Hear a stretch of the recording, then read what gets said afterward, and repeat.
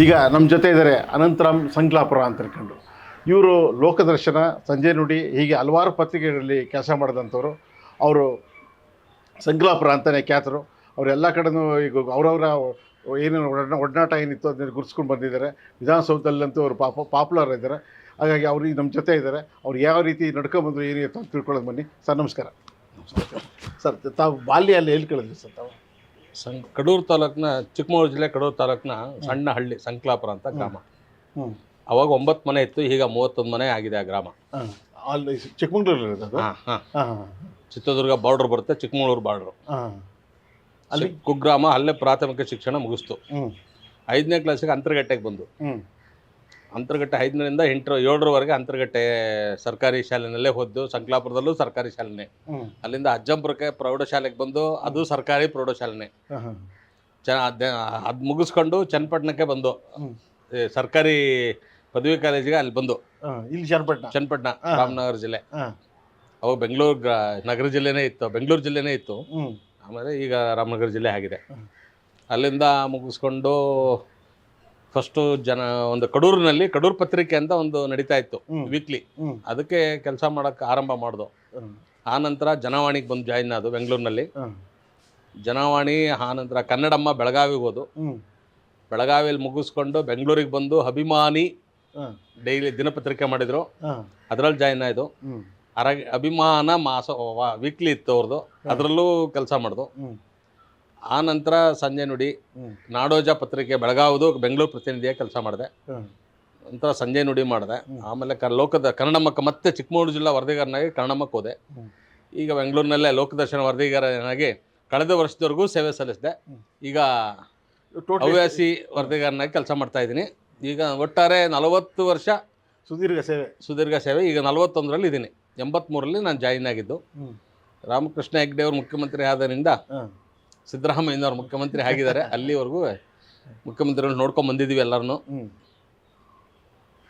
ಇನ್ನು ಈಗಿನ ಇದು ಹೇಳಂಗಿಲ್ಲ, ಮಾಧ್ಯಮ ತುಂಬ ತುಂಬ ತುಂಬ ಮುಂದೆ ಹೋಗ್ಬಿಟ್ಟಿದೆ. ನಮಗೆ ಮೊಬೈಲೇ ಹಿಡ್ಕೊಳಕ್ಕೆ ಬರ್ತಾ ಇರಲಿಲ್ಲ. ಪೇಜರ್ ಇತ್ತು, ಪೇಜರ್ ಹಾಕಕ್ಕೆ ಬರ್ತಿರಲಿಲ್ಲ ಮೆಸೇಜು ಅಂತ. ಇದು ಈಗ ಭಾಳ ಹೈಟೆಕ್ ಆಗಿದೆ. ಹುಡುಗರು ಭಾಳ ಹೈಟೆಕ್ ಇದ್ದಾರೆ. ಈಗ ಬಂದಿದ್ದಾರೆಲ್ಲ ಹೊಸ ಪೀಳಿಗೆ. ರಾಜಕಾರಣಿಗಳು ಅದೇ ರೀತಿ ಬದಲಾವಣೆ ಆಗಿದ್ದಾರೆ. ಏನಾಗ್ತದೆ ಮುಂದೆ ಇನ್ನೂ ಅಂತ ಗೊತ್ತಿಲ್ಲ. ಸ್ವಲ್ಪ ಹುಡುಗರು ಪಾಸಿಟಿವ್ ಆಗಿ ಪತ್ರಿಕೋದ್ಯಮ ಇರಬೇಕು. ಪಾಸಿಟಿವ್ ಕಾಣ್ತಾ ಇಲ್ಲ, ಸ್ವಲ್ಪ ಕಡಿಮೆ ಆಗಿದೆ. ಮೊದಲು ಮಂತ್ರಿಗಳು, ಸಚಿವರು, ಮುಖ್ಯಮಂತ್ರಿಗಳು ಅವರು ಮಾಧ್ಯಮದವ್ರಿಗೆ ಮಾತಾಡಬೇಕು ಅಂದರೆ ತುಂಬ ಯೋಚನೆ ಮಾಡಿ ಮಾತಾಡೋರು. ಈಗ ಮೊದಲೇ ಮಾಧ್ಯಮದವ್ರಿಗೆ ನಾವು ಏನು ಮಾತಾಡ್ತೀವಿ ಅಂತ ಅವ್ರು ಹೇಳಿರೋದ್ರಿಂದ ಏನು ಯೋಚನೆ ಪ್ರಶ್ನೆನೇ ಬರೋದಿಲ್ಲ. ಹಂಗಾಗಿದೆ. ಯಾವುದೇ ಒಂದು ಇಶ್ಯೂ ಮುಗಿಯೋವರೆಗೂ ಫಾಲೋ ಅಪ್ ಇರಬೇಕು, ಯಾರೂ ಇರಲ್ಲ. ಇವತ್ತಿನ ವಿಚಾರ ಇವತ್ತೇ ಮುಗಿತದೆ. ಹಾಗಾಗಿರುವಾಗ ಸ್ವಲ್ಪ ಮಾಧ್ಯಮದವರು ಎಚ್ಚರ ವಹಿಸಿದ ಇದು ಈ ವ್ಯವಸ್ಥೆನಲ್ಲಿ ಸುಧಾರಣೆ ಆಗ್ಬೋದು ಅನಿಸುತ್ತೆ. ಬಟ್ ಅದ್ರ ಬಗ್ಗೆ ನಾವು ಅಶ್ಯೂರೆನ್ಸ್ ಕೊಡಲ್ಲ, ಭರವಸೆ ಇಲ್ಲ. ಈಗ ತಾವು ಪತ್ರಿಕಾ ವರದಿ ಮಾಡಿದ್ರಲ್ಲ, ತಾವು ಮಾಡಿದಂಥ ಅದನ್ನು ಮಾಡಿದಂಥದ್ರಲ್ಲಿ ಯಾವುದು ಪ್ರಮುಖವಾಗಿರುವಂಥದ್ದು? ಪ್ರಮುಖವಾಗಿ ನಾನು ಬೆಳಗಾಂನಲ್ಲಿದ್ದಾಗ ಈ ಒಂದು MESದು ಒಂದು ಸಭೆ ಅಟೆಂಡ್ ಮಾಡಿಬಿಟ್ಟು ಒಬ್ಬರು ಇಂಜಿನಿಯರ್ ಚೇಂಜ್ ಹೆಂಗೆ ಮಾಡ್ಕೊಂಡಿದ್ರು ಅದನ್ನು ವರದಿ ಮಾಡಿದಾಗ ಆತ ಸ್ವಲ್ಪ ಬಿಗಿ ಇದ್ದ ಅಂತಂತೇಳಿ, ಎಕ್ಸಿಕ್ಯೂಟಿವ್ ಇಂಜಿನಿಯರ್ ಇದ್ದಾರೆ, ಬಿಗಿ ಇದ್ರು ಅಂತೇಳಿ ಇಡೀ ಮಹಾರಾಷ್ಟ್ರದ ಮರಾಠಿ ಭಾಷಿಕರು ಏನಿದ್ರು ಅವರೊಂದು ಪ್ರತಿಭಟನೆ ಮಾಡಿದ್ರು.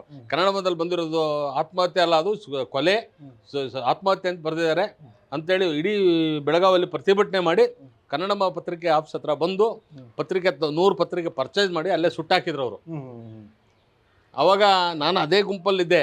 ಅವ್ರು ಯಾರು ವರದಿಗಾರರು ಕೊಡಿ ಅಂತಂತೇಳಿ ಕೇಳ್ತಾ ಇದ್ರು. ಅದೇ ಗುಂಪಲ್ಲಿದ್ದೆ. ಕೊನೆಗೆ ರೋಣದ್ ಅಂತೇಳಿ ಸರ್ಕಾರಿ ಇನ್ಸ್ಪೆಕ್ಟರ್ ಇದ್ದವ್ರು ನನ್ನ ಕರ್ಕೊಂಡು ಬನ್ನಿ ಸುಮ್ಮನೆ ಆ ಕಡೆ ಹೋಗೋಣ ನಾವು ಅಂತಂತೇಳಿ ಅಲ್ಲಿಂದ ನನ್ನ ಕರ್ಕೊಂಡೋದ್ರು.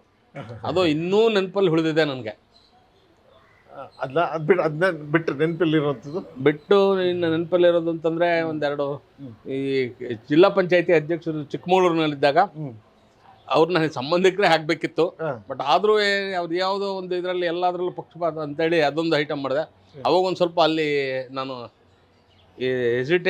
ಇರಿಟೇಟ್ ಮಾಡಿದ್ರು. ನಮಗೆ ಸ್ವಲ್ಪ ಎಜಿಟೇಷನ್ ಆಗೋ ರೀತಿ ಮಾಡಿದರು. ಬಟ್ ಆದರೂ ಅದಕ್ಕೆಲ್ಲ ನಾವು ಇದು ಮಾಡಲಿಲ್ಲ. ಬಂದು ನಂತರ ಇಲ್ಲಿ ಚುನಾವಣೆ ಸಮೀಕ್ಷೆಗಳು ಮಾಡ್ತಾ ಇದ್ದೆ. ಈ ಸಂಜೆ ನೋಡಲಿದ್ದಾಗ ಒಂದ್ಸರಿ ಚುನಾವಣೆ ಸಮೀಕ್ಷೆ ಮಾಡಿದೆ. ಆ ಕೃಷ್ಣಪ್ಪ ಅಂತೇಳಿ ಕೃಷ್ಣಪ್ಪ ಅಂತ ಇದ್ರು ಹೊರ್ತೂರು MLA, ಹೊರ್ತೂರು ಕಾನ್ಸ್ಟಿಟ್ಯೂನ್ಸಿನಲ್ಲಿ ಸರ್ವೆ ಮಾಡಿ ಬರೆದ್ರೆ ಅವರು ಹೇಳಿದರು, ನೀವು ಇನ್ನೂ ಹುಡುಗ, ನಿಂಗೆ ಏನು ಗೊತ್ತಾಗ್ತದೆ, ನಾನು 25,000 ಮತದಲ್ಲಿ ಗೆಲ್ತೀನಿ ಅಂತೇಳಿ ಆಫೀಸಿಗೆ ಫೋನ್ ಮಾಡಿ ಸಂಪಾದಕರಿಗೆ ಹೇಳಿದರು. ಜಯರಾಮ್ ಅಂತ ಸಂಪಾದಕರು ಅವಾಗ ಸಂಜೆ ನುಡಿನಲ್ಲಿ, ರಾಜಾರಾವ್ ಎಡಿಟರ್ ಇದ್ರು. ಅವ್ರಿಗೆ ಹೇಳಿದ್ರು, ರಾಜಾರಾವ್ ನಾನು ಬೇರೆ ಸರ್ವೆ ಹೋಗೋದ ಬಂದಾಗ ರಾಜಾರಾವ್ಗೆ ಹೇಳಿದರು, ಅವ್ರು ನೋಡೋ ಕೃಷ್ಣಪ್ಪ ನೀವು ಮಾತಾಡ್ಬೇಕಂತೆ ಅಂತ ಹೇಳಿದರು. ಹೋಗಿ ಮಾತಾಡಿದ್ರೆ ಅವ್ರು ಹೇಳಿದರು, ನೀ ಏನು ಹುಡುಗ ನಮ್ಮದೇ ಇದರಲ್ಲೆಲ್ಲ ಓಡಾಡ್ಬಿಟ್ಟು ಈಗ ಮಾಡಿದೆಯಲ್ಲ ಅಂತಂದರು. ನಾನು ಹೇಳಿದೆ, ನೋಡಿ ಸ್ವಾಮಿ, ನಾ ತಿಳಿದಿದ್ದು ಬರ್ದಿದ್ದೀನಿ, ನೀವು ತಿದ್ಕೊಂಡು ಗೆದ್ದು ಬಂದರೆ ನೀವು ಫ್ರೆಂಡೇ, ತಿಮ್ಮಾರೆಡ್ಡಿ ಬಂದರೆ ಅವರು ನನ್ನ ಸ್ನೇಹಿತರೆ, ಅಶ್ವಥ್ ನಾರಾಯಣ ರೆಡ್ಡಿ ಬಂದರೆ ಅವರು ಸ್ನೇಹಿತರೆ, ನನಗೇನು ಅಂತಂತ ಹೇಳಿದೆ. ಕೊನೆಗೆ ಚುನಾವಣೆ ಫಲಿತಾಂಶ ಬಂತು. ಫಲಿತಾಂಶದ ದಿವಸ ಇವರೊಬ್ಬರೇ ಕೂತಿದ್ರು, ಹಿಂದೆ ಮುಂದೆ ಒಬ್ಬರು ಹಿಂಬಾಲಕರಿಲ್ಲ. 10 ಗಂಟೆ ಆದರೂ ಫಲಿತಾಂಶ ಬಂದಿರಲಿಲ್ಲ. ನಾನು ಸ್ಪಾಟ್ಗೆ ಹೋದೆ, ಚುನಾವಣಾ ಮತ ಎಣಿಕೆ ಕೇಂದ್ರಕ್ಕೆ ಹೋದೆ. ಇವರು ತಲೆ ಮೇಲೆ ಶಾಲೆ ಹಾಕೊಂಡು ಕೂತಿದ್ರು. ನೀನು ಹೇಳಿದ್ದು ಸರಿನಪ್ಪ, ನನ್ನ ಬೆನ್ನಿಗೆ ನಾನು ಚೂರಿ ಹಾಕಿದ್ರು ಅಂತ ಹೇಳಿದ್ದು ಇನ್ನೂ ನನ್ನ ಮನದಾಳದಲ್ಲಿ ನೆನಪಾಗಿ ಉಳಿದಿದೆ. ಹಿಂಗೆ ಹಲವಾರು ಘಟನೆಗಳು ನಡೆದಿದ್ದಾವೆ, ಬಟ್ ಎಲ್ಲವನ್ನೂ ಹೇಳೋಕ್ಕಾಗಲ್ಲ. ಪತ್ರಿಕೆ ಬರಲಿಕ್ಕೆ ಕಾರಣ ಯಾರು? ಕಾರಣ ನನ್ನ ಸ್ನೇಹಿತರೊಬ್ಬರು ಹೇಳ್ತಾ ಇದ್ರು, ಸೂತಾರ ರಾಮೇಗೌಡರು ಅಂತಿದ್ದಾರೆ, ಗೊತ್ತಿರಬೇಕು, ಬಯಲುಸೀಮೆ ಚನ್ನಪಟ್ಟಣದಲ್ಲಿ. ಅವ್ರ ಆಫೀಸ್ಗೆ ಹೋಗ್ತಾ ಇದ್ದೆ ಕಾಲೇಜಲ್ಲಿ ಓದುವಾಗ. ಅವಾಗ ಸಿಕ್ತಾಗ ಈ ಫೀಲ್ಡ್ ಸ್ವಲ್ಪ ಅವಾಗ ಅಟ್ರಾಕ್ಷನ್ ಆಯಿತು. ಸರಿ ಅಂತ ಅಂದ್ಬಿಟ್ಟು ಅವಂದ ನಾನು ಸ್ವಲ್ಪ ಈ ಕಡೆ ಡೈವರ್ಟ್ ಆದೆ. ಅಲ್ಲಿ ಪ್ರಾಕ್ಟೀಸ್ ಆ ಥರದ್ದು ಯಾವುದೂ ಇಲ್ಲ, ಏನಿಲ್ಲ. ಫೀಲ್ಡ್ಗೆ ಇಳಿದಿದೆ ಅಷ್ಟೇ. ನೇರವಾಗಿ ಫೀಲ್ಡಲ್ಲಿ ಕಡೂರು ಪತ್ರಿಕೆಗೆ ಬಂದು ಅಲ್ಲಿ ಸ್ವಲ್ಪ ಬರೆಯೋದು ಅಭ್ಯಾಸ ಮಾಡ್ಕೊಂಡೆ. ಬರಿತಾ ಇದ್ದೆ, ವೀಕ್ಲಿ ಎಲ್ಲ ಸ್ವಲ್ಪ ಬರಿತಾ ಇದ್ದೆ. ಆಮೇಲೆ ಈ ಕಡೆ ಬಂದು ಜನವಣೆ ಜಾಯಿನ್ ಆದ. PTI ಕಾಪಿ ಕೊಟ್ಟರು. PTI ಕಾಪಿ ಟ್ರಾನ್ಸ್ಲೇಷನ್ ಆಗಬೇಕಿತ್ತು. PTI ಕಾಪಿ ಟ್ರಾನ್ಸ್ಲೇಟ್ ಮಾಡಿ ಕೊಟ್ಟ ಮೇಲೆ ನೀವು ಬನ್ನಿ ನಾಳೆಯಿಂದ ಕೆಲಸಕ್ಕೆ ಅಂತ ಹೇಳಿದ್ರು. ಸೇರ್ಕೊಂಡೆ. ಸರಿ, ಬೇರೆ ಇನ್ಸಿಡೆಂಟ್ಸ್ ಆ ಥರದ್ದು ಯಾವುದು ಅಂತ ಯಾವ್ದು ಇನ್ನೇನು ಆಗಲಿಲ್ಲ. ಕಾಲೆಳೆಯೋ ಸಂಸ್ಕೃತಿ ಇದ್ದೇ ಇರುತ್ತೆ ಎಲ್ಲ ಕಡೆನೂ. ಹಾಗಾಯಿತು.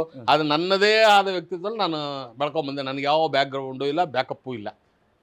ಇಷ್ಟು ಪತ್ರಿಕೆಯಲ್ಲಿ ಕೆಲಸ ಮಾಡಿ ಎಲ್ಲ ಮಾಡಿದ್ರಿ, ವರದಿಗಾರ ತಮ್ಮ ತೃಪ್ತಿ ಕೊಟ್ಟಂತ ಯಾವುದು ವರದಿಗಾರ ತೃಪ್ತಿ ಕೊಟ್ಟಿದ್ದು ಅಂದರೆ ಬೆಳಗಾವಿನಲ್ಲಿದ್ದೇ ಆಗಲೇ ಸ್ವಲ್ಪ ತೃಪ್ತಿ ಅನ್ನಿಸ್ತು. ಚಿಕ್ಕಮಗಳೂರಲ್ಲಿದ್ದಾಗಲೂ ಅದೇ ಅನ್ನಿಸ್ತು. ಈ ಸರ್ಕಾರಿ ಸವಲತ್ತುಗಳು ಯಾವುದು ಸರ್ಕಾರಿ ಸವಲತ್ತು ತಗೊಂಡಿಲ್ಲ. ಯಾವ್ದು ಒಂದು ಸೈಟ್ ಕೊಟ್ಟಿಲ್ಲ ನಮಗೆ, ಒಂದು ಪೆನ್ಷನ್ಗೆ ಅಪ್ಲೈನೇ ಮಾಡಿಲ್ಲ ಬಿಡಿ. ಇನ್ಯಾವುದಿಲ್ಲ, ಅಕ್ರಿಡೇಷನ್ ಮಾನ್ಯತಾ ಪತ್ರ ಅನ್ನೋದೊಂದು ಬಿಟ್ಟರೆ ಇನ್ಯಾವ ಸವಲತ್ತು ನಮಗೆ ಕೊಟ್ಟಿಲ್ಲ. ಅದಕ್ಕೆ ನೆಕ್ಸ್ಟ್ ಹೋರಾಟ ಮಾಡಬೇಕು ಅಂದರೆ ಏನಿಲ್ಲ ಅಷ್ಟೇ, ಬಿಟ್ಬಿಡೋದಷ್ಟೇ. ಅಕ್ರಿಡೇಷನ್ ತೊಗೊಂಡಿದ್ದೀರಿ ಅಷ್ಟೇ, ಇನ್ನೇನಿಲ್ಲ. ಪೆನ್ಷನ್ಗೆ ಅಪ್ಲೈ ಮಾಡ್ಬೇಕೀಗ. ಪೆನ್ಷನ್ ಕೊಟ್ಟರೆ ಮನೇಲಿ ಇರ್ತೀವಿ. ಈ ರವಿಕುಮಾರ್ ಅಂತವ್ರು ಬಂದರೆ ಯಾರ ಕಾಫಿ ಕೊಡಿಸಿದ್ರೆ ಕಾಫಿ ಕೊಡ್ಕೊಂಡು ಹೊರಡ್ತೀವಿ. ಸರಿ, ನಮಸ್ಕಾರ ಸರ್. ನಮಸ್ತೆ, ಧನ್ಯವಾದಗಳು.